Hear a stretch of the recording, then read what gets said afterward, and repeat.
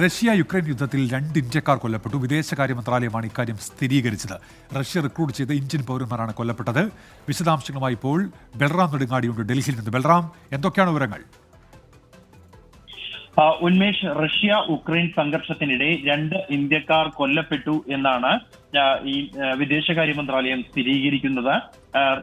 റഷ്യയിൽ നിന്നും ലഭിച്ച ഔദ്യോഗിക വിവരത്തിന്റെ അടിസ്ഥാനത്തിലാണ് ഇത്.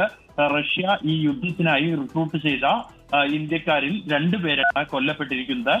സൈനിക സഹായികൾ എന്ന പേരിലാണ് റഷ്യ ഇന്ത്യൻ പൗരന്മാരെ സൈന്യത്തിന്റെ സഹായത്തിന് എന്ന പേരിൽ റിക്രൂട്ട് ചെയ്യുകയും തുടർന്ന് അവരെ സംഘർഷ മേഖലകളിൽ പരിശീലനം പോലുമില്ലാതെ ആയുധം നൽകി അയക്കുകയും ചെയ്തത്. നേരത്തെ ഇത്തരത്തിൽ റഷ്യൻ സൈന്യത്തോടൊപ്പം അകപ്പെട്ടുപോയ ആളുകളുടെ കുടുംബാംഗങ്ങൾ കേന്ദ്ര സർക്കാരിന് നിവേദനം നൽകിയിരുന്നു. അവരെ തിരികെ എത്തിക്കണം എന്ന് ആവശ്യപ്പെട്ടുകൊണ്ട് ഇതിന്റെ അടിസ്ഥാനത്തിൽ റഷ്യൻ സൈന്യത്തോടൊപ്പമുള്ള ഇന്ത്യക്കാരുടെ മോചനത്തിനായി ഇടപെട്ടതായി വിദേശകാര്യ മന്ത്രാലയം അറിയിച്ചിട്ടുണ്ട്.